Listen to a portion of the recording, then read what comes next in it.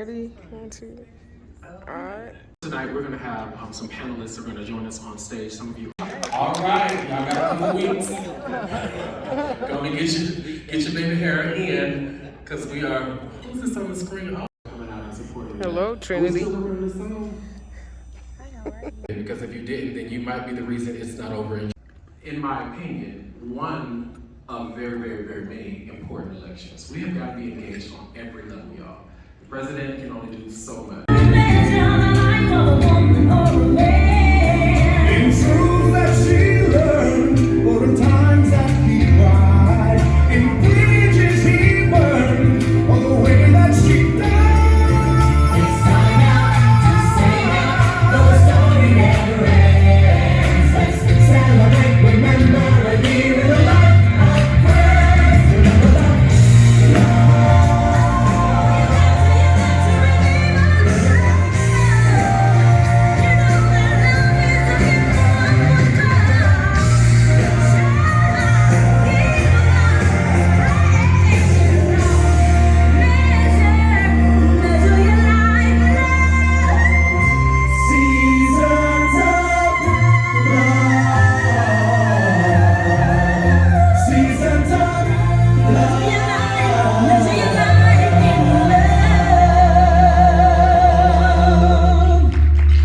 A round of applause all over the building for the National Leadership Summit entertainers. As I dismiss them from the stage, please make some noise for Tasia Lavelle Thomas, the beautiful Miss Siobhan Scott, Krista Zodiac Iman, the Empress of Atlanta, Naisha Dupree.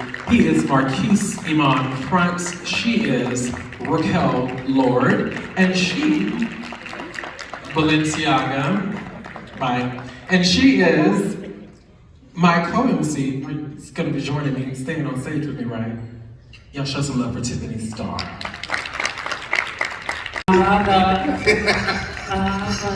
The body, beautiful. Raquel, actually, to be honest, fun fact, Raquel was the first. She is Atlanta's. She is Atlanta's first femme queen that put the map, Atlanta on the map for Femme Queen Face. So give Raquel a round of applause. She's representing Atlanta to the fullest. Absolutely praise to her. Okay, so. Some people think that, ballroom scene, we sold the scene to people, and, I've maybe gotten to an argument with the other leaders. Grow to whatever that next thing was. So, those are sometimes the best times is assessing when it's time for you to grow. Him leaving, him coming over, our father was an awesome thing for him to, Thank you all for all of your insight. I do hope those of you who are not familiar with ballroom did learn something. I am sort of familiar with it, but I've learned a lot just in the last 20 minutes. That was very informational. So.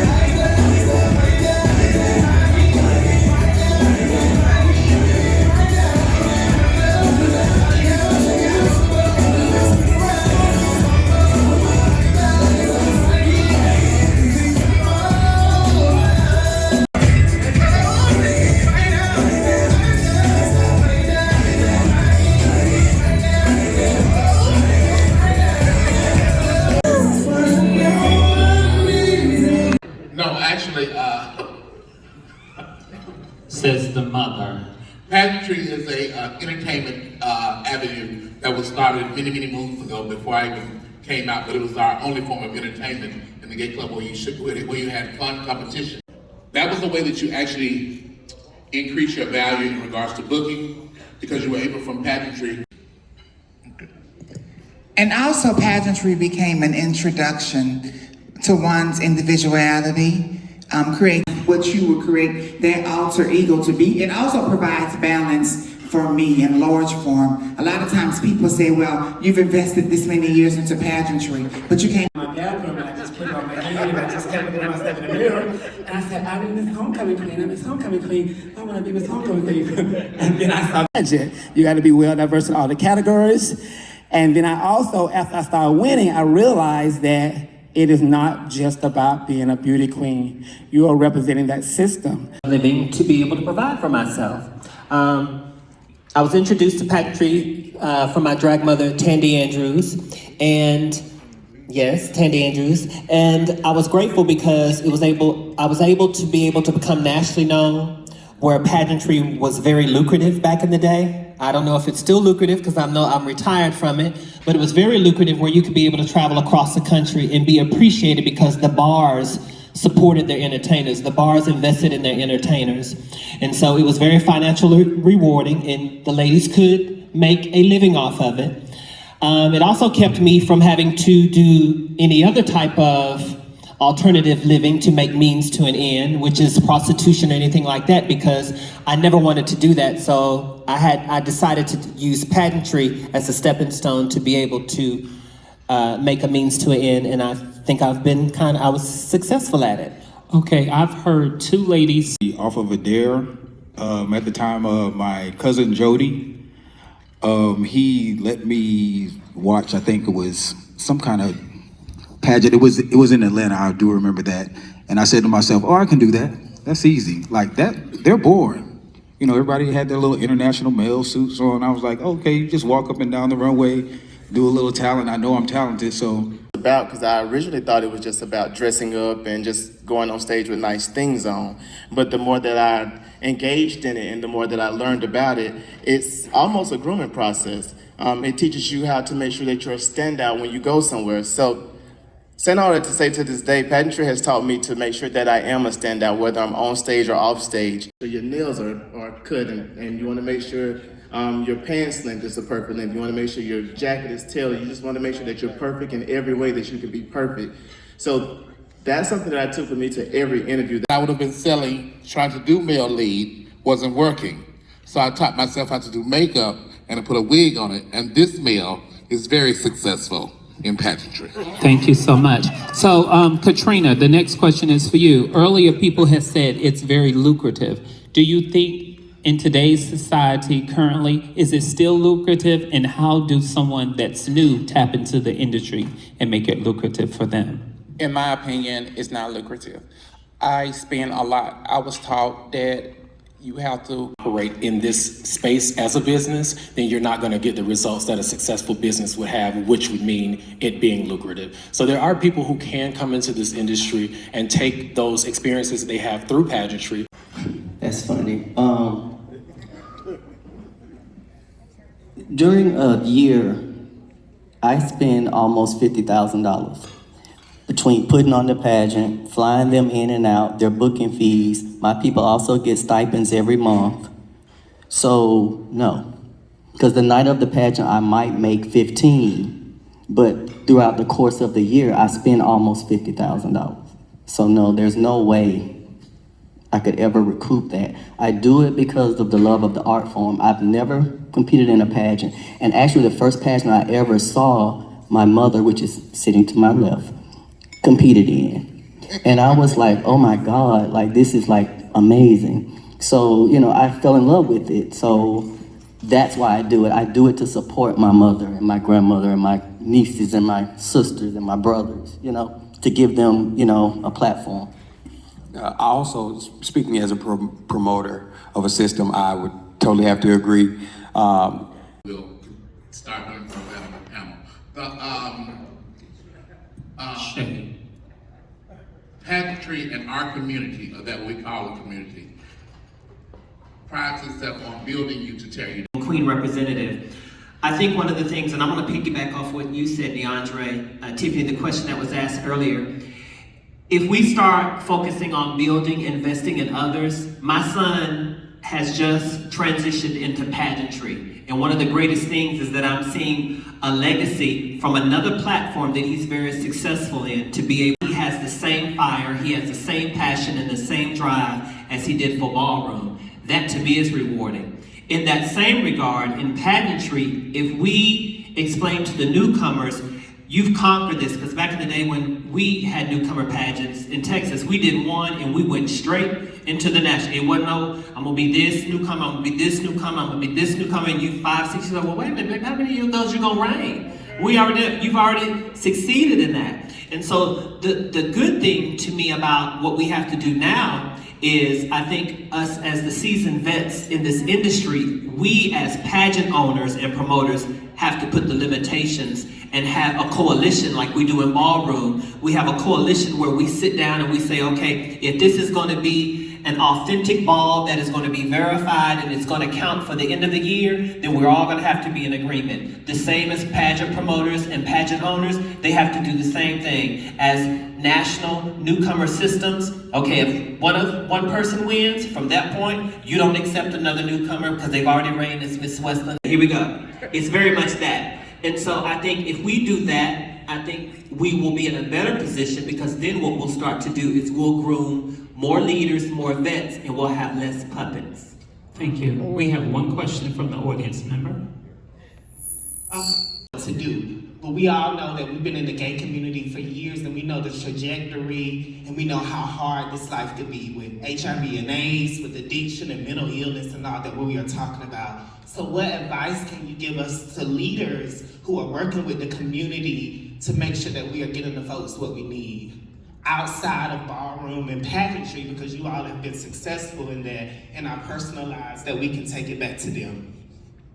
I think one of the things, I'm going to address that, I think one of the things that I've been seeing is that many organizations have been visible. And I'm going to say keep being visible. On Monday nights, I sometimes see the truck show up, and if people need vaccinations, if people need assistance with HIV meds or things of that nature,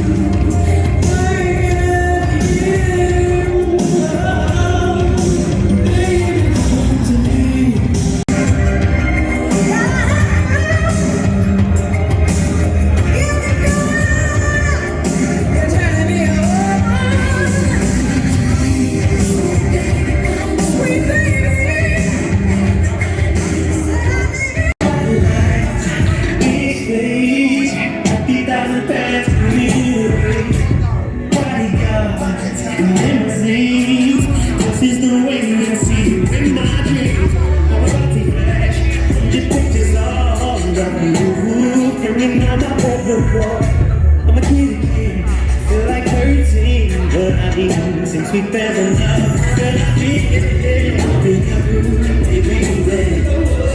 you want to spend so good stuff, yeah. Come on, baby, I want to grab something back here. Yeah.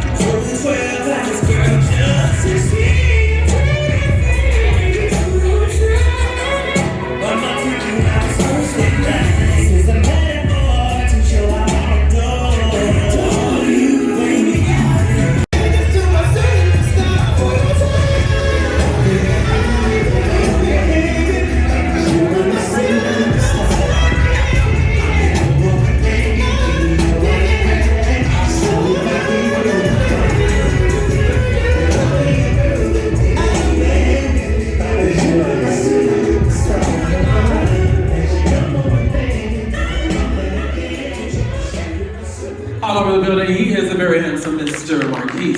I keep forgetting you got that blue ball. Get somewhere to sit Ready? down. Panel, our final panel. All right, one more. This panel is called Why Can't We Be Friends? What do I mean by that? For instance, I'm standing in the club and I'm standing with Tasia and Alex walks by. Tasia knows Alex and I inquire, who is that? And Tasia responds, oh child, it's just Alex, honey, you know about it. I never do that. First of all, I think that is rude.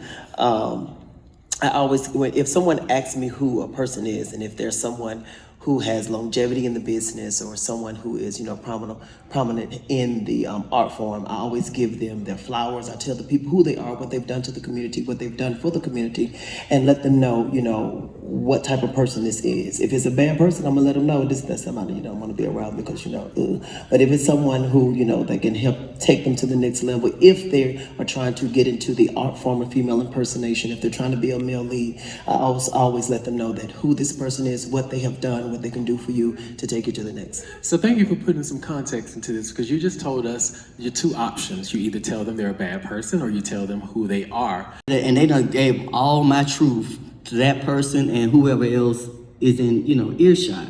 So I personally would rather someone say, yeah, I know him, but if you want to know more about him, then, maybe you need to approach him.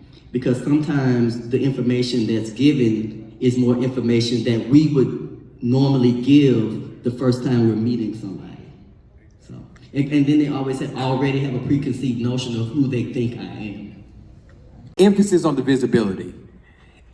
Those people that choose to be gender queer, gender fluid, those people's experiences are as extremely important as your manhood, masculinity is to you, as someone else's femininity is to them. We have to understand that visibility matters. See, I used to watch shows like Sex and the City, and they would say the trans women, and they had the trans women in the alley, and all I thought to myself was, them don't look like none of the trans women I know, because they would dress up boy queens, as we say, and say that those were trans women. And I thought everybody I saw was so beautiful and feminine, or so they were so beautiful in their own way and in their own right. It wasn't until we started seeing Miss Lawrence and Derek J, the likes of those persons on TV in heels and lashes with their mustaches and goatees that someone else got to see themselves on television. Visibility matters. It was important for those people to be on television in that way so that we could then see someone that I identified with on Empire that had a more masculine demeanor, that carried themselves as men, because that gave me the confidence to then go to my mother and have a conversation and say, guess what? This is who I am.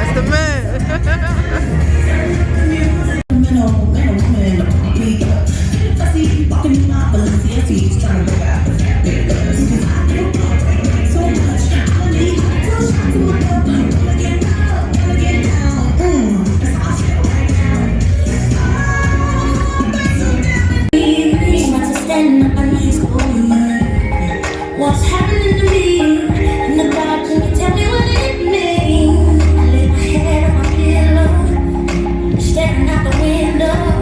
So the stars on my side, the reason why love is blind. When I see you, and I see you, baby, I know like what I tell you about.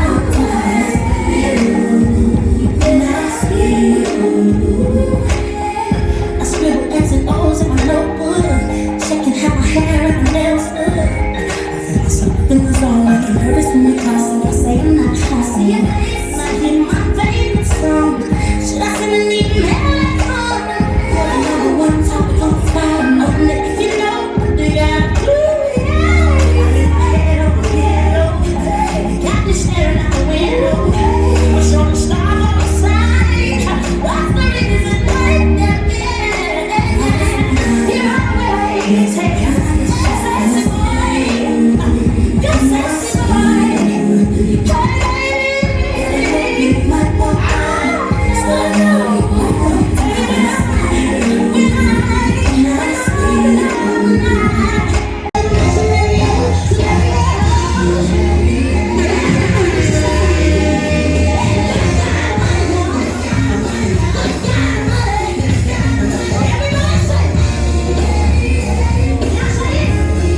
Work that they're doing, put together such an amazing event, such amazing events to highlight and commemorate and celebrate the contributions that trans individuals have made to society.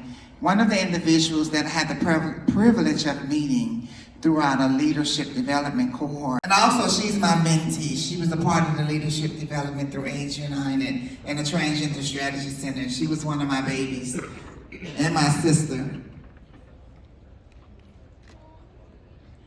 Thank you, Toy. I really appreciate that amazing introduction. Well, hello, everyone. Good evening. God is good. And all the time, God is good. Amen. I feel like I'm about to preach. Anyway, my name is Beautiful with 2 L's, and I love to say 2 L's so people will understand that 2 L's stands for living and loving and learning how to love. Because more often in the work that we do, we get caught up in life, into the world. Whatever you say, whatever falls off your tongue, when you say, I am, the unconscious mind says, and you are. Beautiful with 2 L's.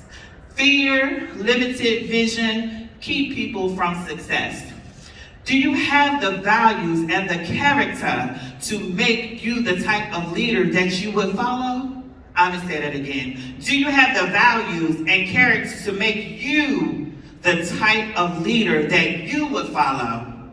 As leaders, we are successful when we show up as our authentic self and guide others how to do the same. As successful leaders, we will guide others into realizing what their gift is and showing them how to use it in its greatness. That is success. Thank you, everyone. I want you to give yourselves a round of applause for showing up. And I'm gonna say that we started on Thursday and we still have one more day left. I feel like it's been 2 weeks, for real. Oh, it's been on the grounds doing work for Monkey Pops, which was about 2 months. That took away from a lot of planning that would have went into this event, but I'm happy with the outcome because those that are here are those that are supposed to be in the room and in the seats receiving the knowledge, and I'm sure that they were poured into the community in the way that it needs to be. We continue to provide the resources and the things that our organization provides is because of the help from you all and the shoulders that we stand on, because I would not be able to do anything that I do without the support of community, those that showed up today to sit on the panels, staff that's been here all week. And I know sometimes I get on the edge and I push my staff the way I push myself. And just to let my staff know that sometimes it's all right to say no. And I know one person that's gonna say no is Katrina. But I just wanna say thank you all for just putting up with me, and I don't think I have any temperatures or whatever, but I just want to just be transparent or whatever. If my staff, anytime that you need a break, just pull back because everyone can't go like I go, and you know. And they ask me all the time, well, how do you do it? Because for me, I just remember a time when I could not do it. I remember a time where I could not wake up and not worry about my mortgage being paid, you know? So I just put every fiber in my body. It's my drive to just continue to do the work, provide the resources to community, and to make sure that the funding that we receive goes back into community. So without any further delay, I do have a few awards that We have not given out yet, and I think we'll start with whatever you hand me. I knew him prior to coming to me, and I just want to congratulate him on the work that he's been doing in the community, especially building his organization and the infrastructure of his organization. So the I Hope Award goes to no other than game-changing man, Quentin Reynolds. This individual has been consistent in building his organization with the help and leadership of A Vision for Hope, and I just want to make sure that he's recognized and to give him his flowers in person. Thank you so much for entrusting me for just being in a leadership position to help you. Thank you. Also, you have this one, which is your certificate from earlier that you did not get. Thank you so much. You got this one. So this organization, or this individual, started an organization this year. And I'm so proud of her, and especially what she's been pouring into community leadership and the work. And if I could give her encouraging words, I just want to say that there will always be no's, but your yes is coming. So I want to give the Breakthrough Agency Award to Awakening Love. I met this individual years ago, and I just wanted to congratulate you on your courage and everything that you've been doing in the community, and just let you know that keep going and keep doing what you're doing. Thank you.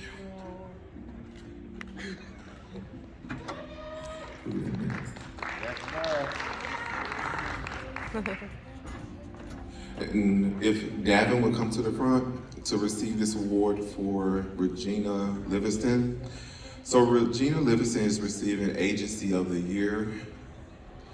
This individual pours a lot into the community and drives heartlessly back and forth to different cities, just doing the work. And I want you all to give a round of applause to Regina Livingston of Unspoken Treasure Society. Thank you, Davin.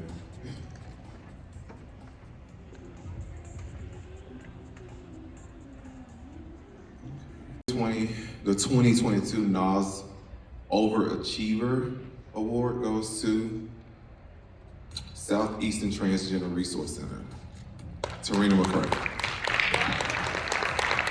Goals, and I just remember her telling me that I want a transitional house. And I just kept telling her, are you sure that's what you want?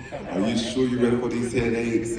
And she verged out and opened her first transitional house, which houses over 12 individuals. And this is approaching going into year 1, so congratulations. And I wish you the best of luck with your transitional house. There's gonna be many headaches and disappointments will stay in there. Congratulations.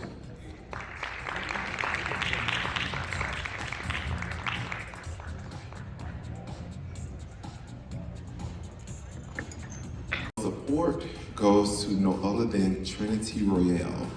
She has stepped into the role and helped us with our planning. What is she doing? She did that? Trinity Royale.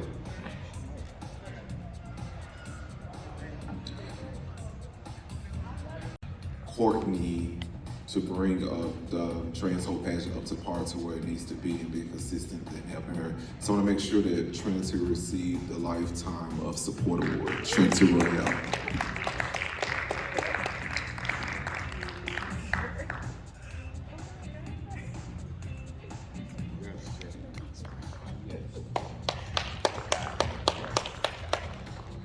And the next two, I have 3 more.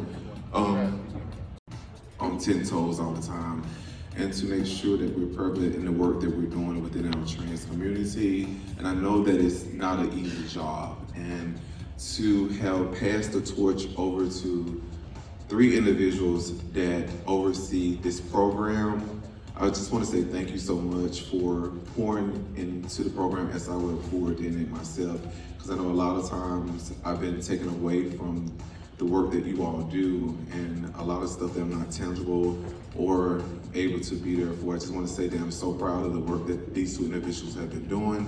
And tonight, I just want Davin to go ahead and premiere the video for the work that they're doing. It will speak for itself. Tori Burke and Katrina Ward.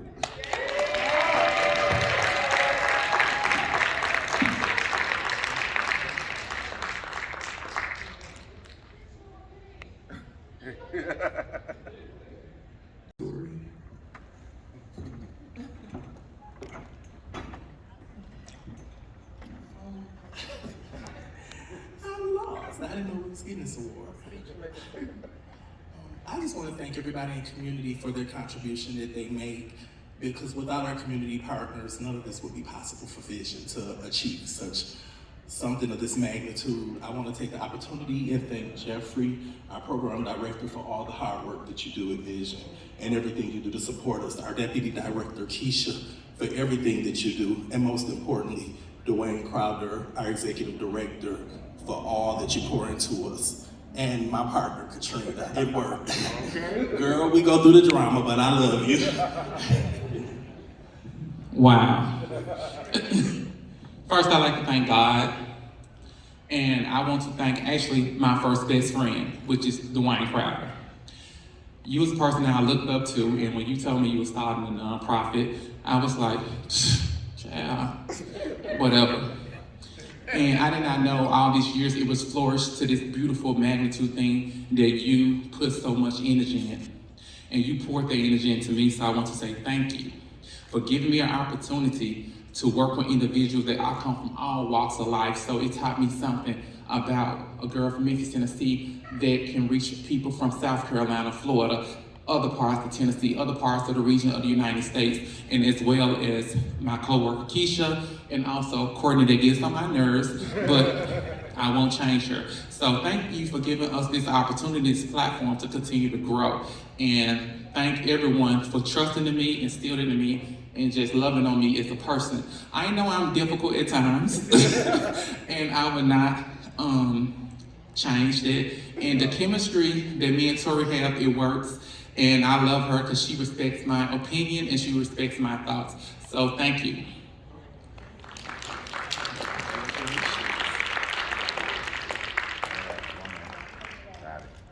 All right, thank you guys so much.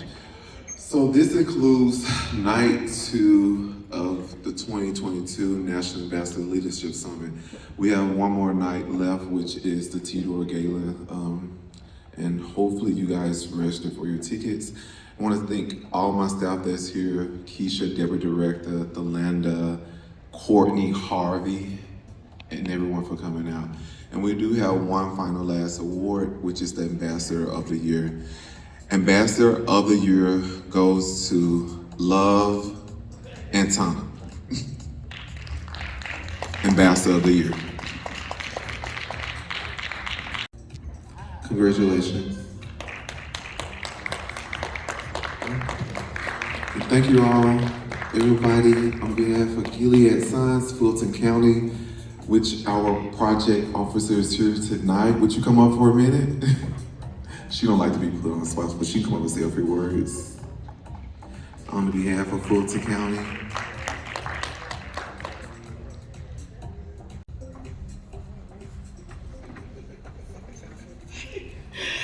Oh my gosh, he knows I hate being on stage. I hate being like this kind of attention.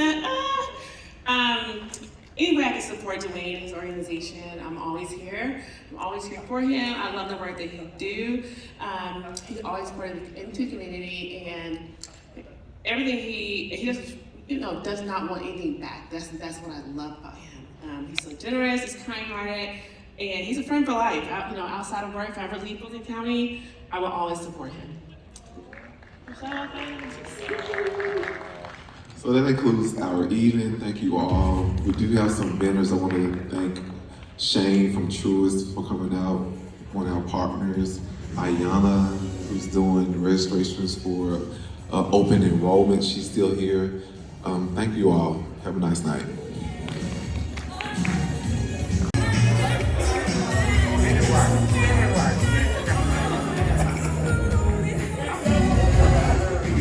We got a drummer there. Get a little machine going to the bed. You'll be a Lord. Right now, if you can,